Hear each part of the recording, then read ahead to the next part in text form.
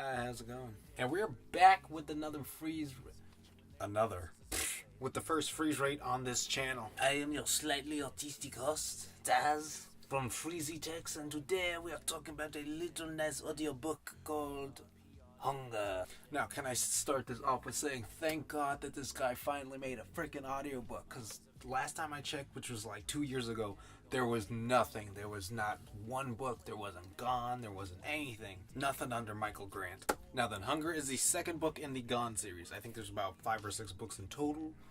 But oh shit, this is good. The story picks up roughly 3 months after the first book, or where the phase begins, wherein all people over the age of 15, or 15 and over, disappeared with no trace, and Perdido Beach is surrounded by an impenetrable force wall, where our protagonist must now deal with, colon, or semicolon, whatever it's called, I don't give a fuck, Kane, racism, or classism, or mutantism, because there's mutants, something like that, and their hyper shortage of food, hence the name Hunger. Oh, that's right, because that's it. Okay, no, that makes sense. Man, shit be crazy. The antagonist. Kane wakes up from a near coma, wants to jack the power grid. The protagonist. Sam has to deal with kids starting a race war between dudes with powers and dudes without. Albert's trying to jumpstart the economy. Some fucking Asian kids falling through cement. In less than, 10 minutes in? When something happens to our new easy kid, you're like, oh yeah, this isn't wasting time at all. So, as you can obviously tell by what I'm saying so far, this thing is good. It's like Westworld good. And if you haven't seen Westworld, you need to watch Westworld. Bruh. Like, Michael Grant knows what he's doing. Now, for the narration. At first, I did not like the narrator simply for the fact that he had that Larry Niven Ringworld voice. And don't get me wrong, I listened to all of Ringworld. It was a good book. I liked the narration style of that because that was of the time. That was what you did in the 70s. You know, every book, this is Audible. That's what you hear because that's like the 70s. That was then, and mainly people talked like that because of how microphones worked, from my understanding. But it was great for its time. You could make an exception for it. It's like RoboCop. If you watch RoboCop from the 80s, it's a classic. It's like, yo, what the fuck is this shit? Get this shit away from me. What the fuck? No. But yeah, so it took me about 5 minutes before I started to not only like the voice. Well, actually, it took me a long while to like the voice. I realized that they needed this guy's voice. Why is that? Because his voice has to fluctuate. But why does his voice have to fluctuate? Because he's doing voices of kids and teens. So it was like, okay, alright. Now I get it. And girls. And I looked it up. So the narrator for him on Audible, interestingly enough, is the same guy from... It's this guy. So I was like, okay, I think I like this guy. Biggest character voice that threw me off and is probably gonna throw you guys off is Diana. Sounds like she fucking chain smokes cigarettes. What are you talking about, Kane? I don't know. Most of the other voices are pretty good. Sometimes people will talk and you're like, I don't know who's talking, but 2 sentences in, you're like, well, that's not something Sam would say. That's not something this guy would say. That's the good guy who would say that, not evil, douchey fella. Now, the single most biggest thing that bothered me. Hold on, I gotta find this shit for you.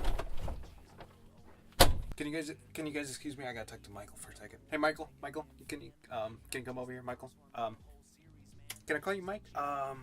Well. What the fuck is this shit? What the fuck is this shit? That's the fucking thumbnail. Nigga, Michael, my nigga, what the fuck? I knew I was gonna get this book when I went on Audible, but when I saw the thumbnail, I did not want to get the book. You don't know how much this is fucking up your shit, dog. Now, I'm gonna be honest with you.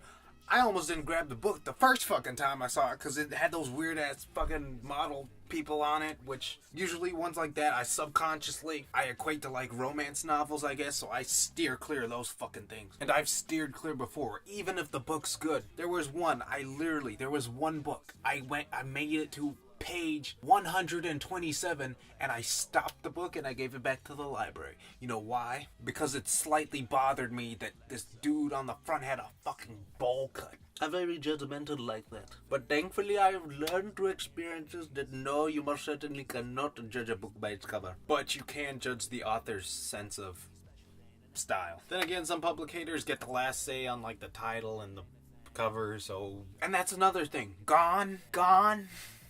Dude, that's so... Like, cliche isn't even... I don't even think cliche is the word. It's just... Like, that's so strategically off. Do you know how much competition you have with that word? Google it. Google gone.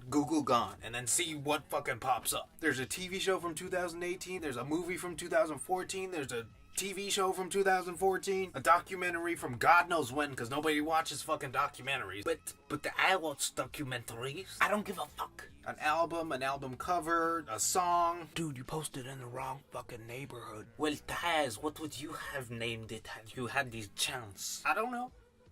It's in Perdido Beach, so maybe that? No. Perdido does mean lost in Spanish. You didn't think I'd read between the lines, did you, bitch? Which is actually plays in California, so I don't know. You could name it... Lost? No, not Lost. Oh, fuck, I'm so sorry. I'll take Gone any day over Lost. That Lost would just make it seem like a fucking... way off fan fiction. Rapture? Missing? The Missing? Sounds cool, but there's a lot of stuff on Google too for that. Now, hopefully by the time I post this up to YouTube, it's not that fucking book cover. But dude, nobody's gonna buy your book with that fucking title cover. Unless they already read the first book and understand how good of a writer you are. And I get this probably wasn't your direct fault, but shit, bro, you need to fire somebody, a fucking publicator, or an agent, or a publicist, or somebody. Is it a publicator? Publicator? Fire your publicator. This is why I don't have a book. My final thoughts. Superb book. Loved it. Grant does not disappoint, let me tell you. Let me tell you something. He can make you somehow... wish nothing but fire and brimstone on somebody, and 6 minutes later have them humanized to the point where you've like forgiven them for everything that they've done, the horriblest shit they've done. You're like, well, that's in the past, you know.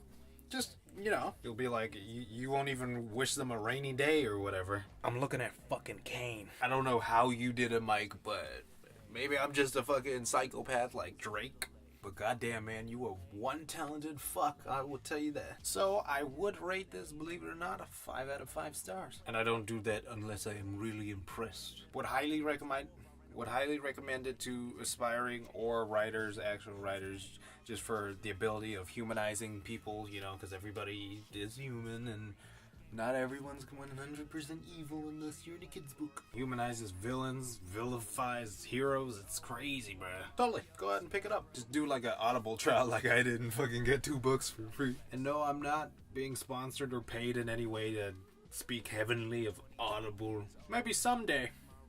But not today. Probably someday. Just throw together 50 minutes of someone shitting.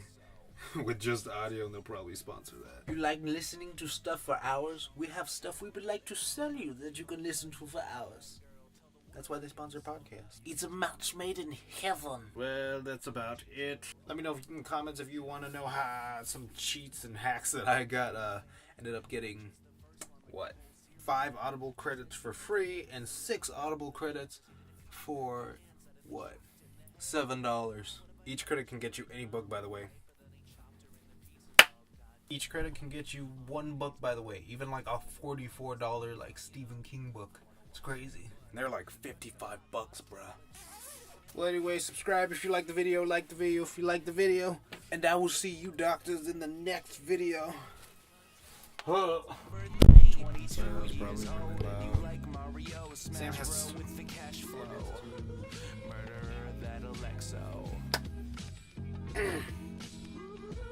And we're back with another freeze. And we're back with another freeze